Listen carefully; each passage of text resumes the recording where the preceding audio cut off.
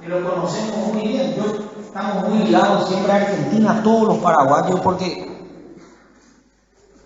todos, sí, nuestros familiares, por distintas causas económicas, políticas, mis propios abuelos, mi propio padre vivió más de 20 años en Argentina, mis abuelos tuvieron que salir después de la guerra del Chaco por circunstancias políticas y para buscar también pagos mejores. Y mi propia esposa es argentina, que también estamos muy ligados a todo lo que es la realidad. Nos sentimos identificados y los triunfos hasta deportivos de este país los tomamos como nuestros.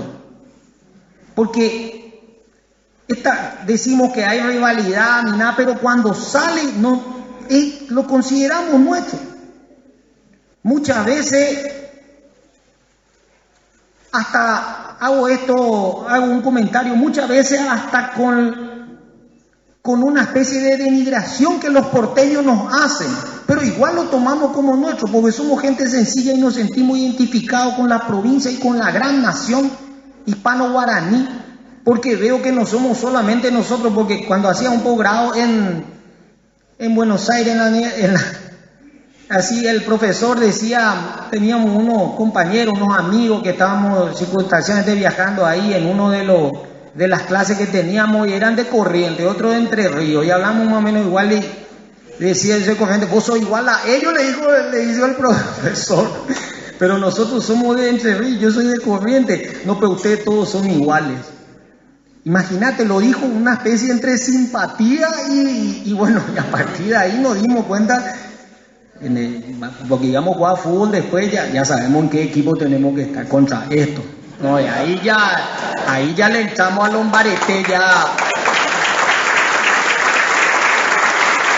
ahí ya entramos, como diría, hasta Maradona, cuando en una entrevista dijo, tengo sangre guaraníes. Y cuando le pedía a doña Tota siempre que le prepare chipaguazú y sopa paraguaya ahí en Corrientes.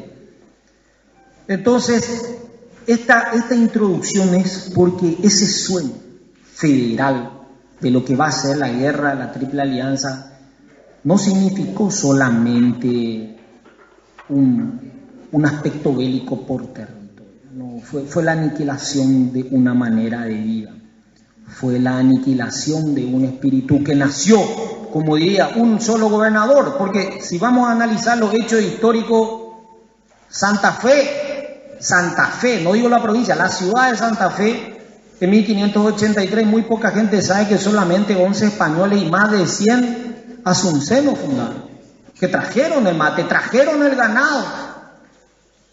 Y Buenos Aires, 1580, Corrientes, y por supuesto Santa Cruz de la Sierra y tantas ciudades importantes que formaron parte de esa visión de lo que fue desde Asunción, que fue fundada como madre de ciudades y amparo y reparo de la conquista. El primer duelo gana la mujer guaraní. ¿Por qué? Porque entendió el guaraní, el español muy hábil, que había algo que los guaraníes respetaban más que la guerra, que era el parentesco. Si aceptás como esposa a mi hija, de enemigo pasás a ser pariente. Y así Irala acepta a Úrsula, la hija del cacique, como esposa, y todos sus oficiales, y nace el gran sueño del mito guaraní, que duró 20 años. La mezcla del español con el guaraní solamente duró 20 años, 20 a 30 años. Pero fue el poder de la mano que mueve la cuna. La mujer enseñó a su hijo en su idioma, en su cultura, el abañé, como nosotros decimos.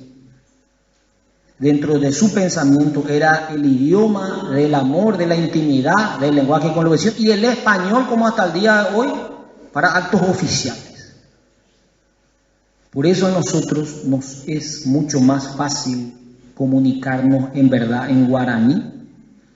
Que ahí hago un paréntesis y ahí pido disculpas, que también como docente, como decía Susana, yo también me disperso siempre, pero siempre vuelvo al tronco. Mucha gente malentiende y malinterpreta al paraguayo porque a lo mejor no tiene la capacidad de expresarse en español con mucha solvencia. y hasta lo considera de menos en el desarrollo intelectual, pero no entiende que como cualquier migrante, él está primero, hace un doble trabajo, tiene que traducir lo que escuchó en español al guaraní y volverlo a traducir al español. Pero lo que no se detiene en quien pregunta es que si le preguntaba en guaraní, le iba a responder como un filósofo con mucho mayor contenido, porque el guaraní es mucho más rico que el español. Todo aspecto depende incluso de la manera como pronunciamos la misma palabra para decir las cosas. Entonces, es un idioma de miradas, que decíamos ayer hablando ahí con un señor en Las Toscas. Paraguayo habla poco, mira y también no seña, y uno tiene que darse cuenta e interpretarle, porque tenemos mucho de indio en el buen sentido de la palabra. Miramos y como ya diríamos nosotros en las relaciones de pareja, ni de macanear, porque ya topata tapepoí, ya decimos, no vaya a macanear porque como en el campo, en el caminito vamos a encontrarnos. Y ahí ya te quiero ver ya realmente. Entonces, la mujer gana la primera batalla, nace la nación. Asunción fue la primera sede de la rebeldía de los levantamientos comuneros en contra de un criterio de civilización hispánica. ¿Qué decía el movimiento comunero de Asunción? La voluntad del común es superior a la del propio rey. ¿Y de dónde venían las expediciones punitivas? Lastimosamente venían de Buenos Aires. Eran sometidos al cabildo de Asunción, apresados, engrillados. Por eso es que probablemente para nosotros el término porteño, y estoy seguro para ustedes también, porque medio en la misma estamos, el término porteño engloba generaciones de un criterio de ver diferente. Y con la revolución industrial y la revolución francesa, por supuesto, el puerto, cómo se hace rico en la intermediación de la estancia, de los saladeros, del cuero, de la yerba mate, del quebracho, que todas las provincias del norte enviaban. Buenos Aires intermediaba y lo vendía ¿a dónde? A Londres, que era la sede principal del desarrollo. En ese momento en Nueva York estaba naciendo. Importaba los productos terminados y de esa intermediación los introducía. Estoy seguro que algunos mayores que están acá escuchaban de sus abuelos el criterio de desarrollo. Mirá, la vajillería que mi tía trajo, mi abuela había traído de Europa, los vestidos. De la misma manera uno lo hizo con tanta solvencia, era el criterio de desarrollo. Así una sola ciudad quiere casi un nivel de desarrollo europeo a costa de la expoliación y sometimiento de todo el sistema federal, al que le podemos sumar la banda oriental y la gobernación del Paraguay. Entendíamos, la única salida era el Río de la Plata, y quien maneja la llave del puerto maneja el desarrollo. Entonces así se avino el criterio de independencia y nace la figura, si diríamos nosotros, del primer hombre paradigmático de la historia del Paraguay, al decir del Supremo, el doctor Francis, que describe Roa Bastos en su obra cumbre Yo el Supremo. ¿Qué hace él? Que está descrito en la obra cumbre de Eduardo Galeano, Las Venas Abiertas de América Latina. El único país que hace un capítulo en Las Venas Abiertas es al Paraguay, dice.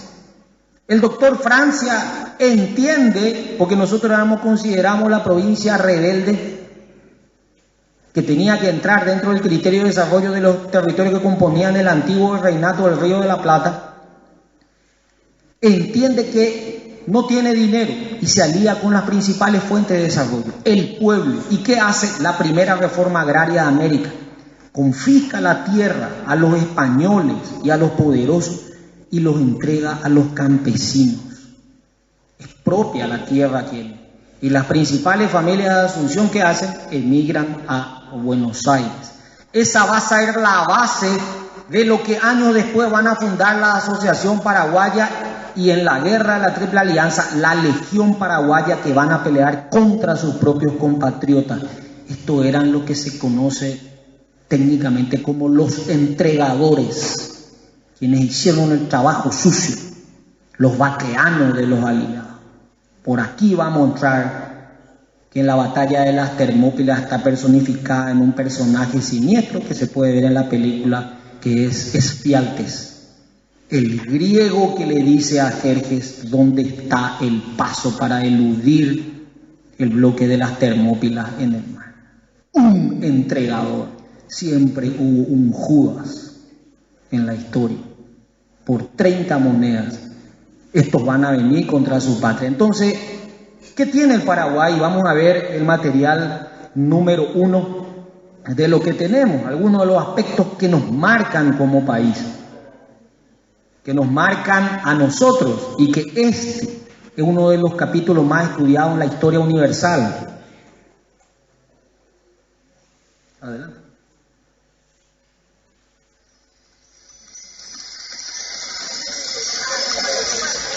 Little in this world unfolds as we predict. Indeed, how could the Indians have supposed that the death of this unsung priest would bring among them a man whose life was to become inextricably intertwined with their own? Tell them, they must leave the mission. They say it was the will of God that they came out of the jungle and built the mission. They don't understand why God has changed his mind. You should never have become a priest. But I am a priest and they need me. If you die with blood on your hands, you betray everything we've done. If might is right, love has no place in the world.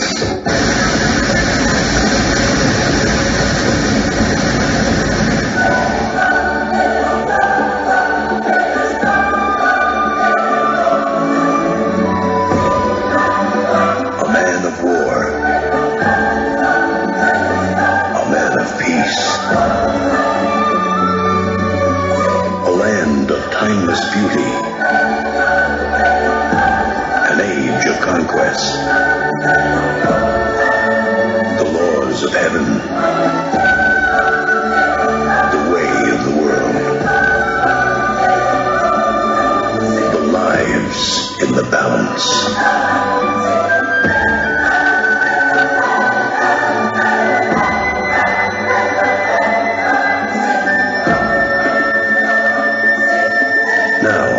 From the director of The Killing Fields comes this year's winner of the Best Picture Award at the Cannes Film Festival. The Mission. La República Jesuítica del Paraguay y sus 30 pueblos, de los cuales gran parte están también en Argentina, en Uruguay y en Brasil, fue un sueño romántico. Es el topos urano, el hiperurano de Platón, la república de Dios en la tierra. Platón decía, somos reflejos imperfectos de una realidad perfecta que está en un mundo ideal donde reina lo bueno, lo bello y lo divino. Y nosotros somos un reflejo, somos las luces al fondo del túnel. Y en las reducciones jesuíticas fue un intento, y los guaraníes se entregaban para no caer en manos de los encomenderos, que existía la figura de la esclavitud, y se entregaban en las reducciones. Empezó un sueño en 1609 y termina en 1767 cuando son expulsados. Y se enfrenta cuando viene el enviado del Papa y llega a Trinidad con la orden, encuentra un coro de casi 200 personas con instrumentos fabricados en la selva, en la reducción, cantando las músicas más grandes, clásicas, europeas, en guaraní. El idioma oficial era el guaraní. Cuando trae la orden de expulsión, le dice a los indios, tienen que regresar a la selva. Pero en 1609 comenzó, en 1760, hay casi 200 años, Nosotros podemos recordar qué hacía nuestro tatara.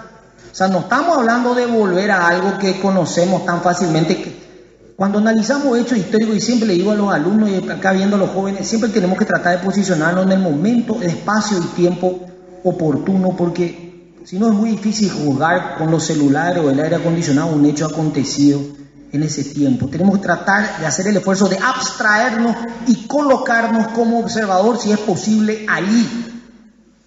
Porque cuando vinieron los jesuitas con la música, hablaron a los guaraníes arriba de las cataratas, le dijeron que era voluntad de Dios y que cuando vino la orden de expulsión del Papa, y el Papa, el cacique, preguntó ¿a quién representa?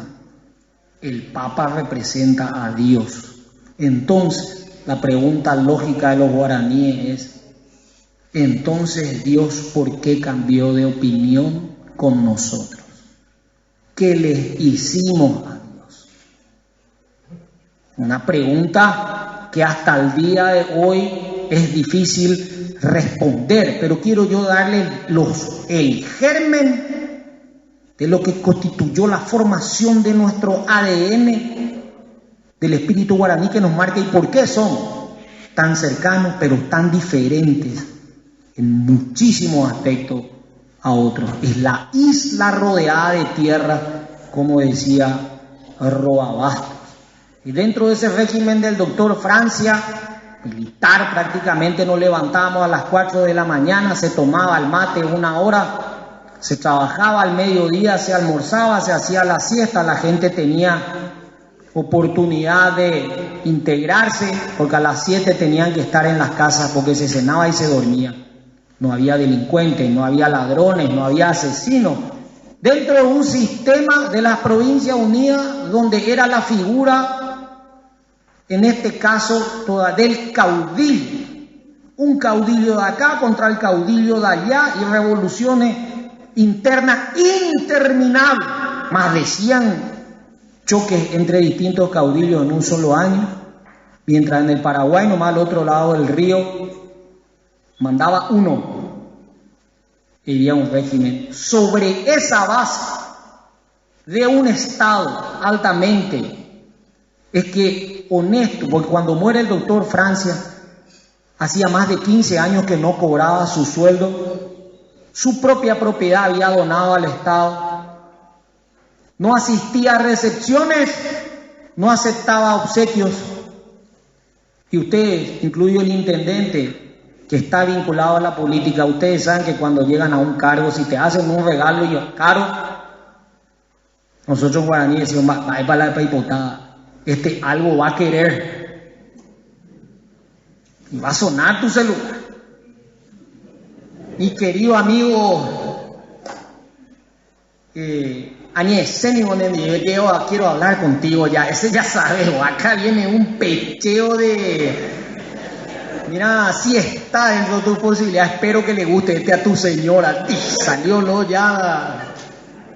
No nos hablemos, ni siquiera nos imaginemos, pero dentro de esa no aceptada obsequio y sobre esa base nace un criterio de persona disciplinada, estoica, trabajadora, callada, pero orgulloso de su patria y de su cultura. La gran base de la nación que va a pelear la guerra de la Triple Alianza. Y por un lado un modelo de desarrollo liberal que tampoco, si vamos a hablar desde un punto de vista del Capital de Marx, tampoco era puro, sino un criterio de desarrollo de una ciudad que se consideraba a sí misma con una oligarquía, con la obligación de llevar su criterio de civilización a todo el norte argentino. Recordemos que la expedición Roca viene en 1880 recién. Desde Mendoza hasta abajo son nuevos, por así decirlo, en Argentina. Solamente existía al norte, Tucumán, Entre Ríos, Corrientes y Santa Fe.